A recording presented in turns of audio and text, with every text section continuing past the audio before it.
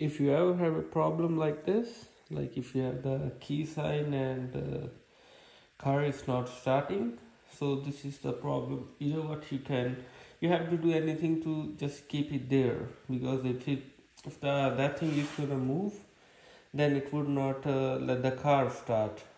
And or even like if it's not working properly, but you have to do something. I just did not have that drill. Otherwise, what was my plan is like I would just push this inside, and I will just try make a hole here, and then I was just gonna like take a ball like from this side to that side, and then I was just gonna tie that, because then that was gonna keep it there. I hope it helps.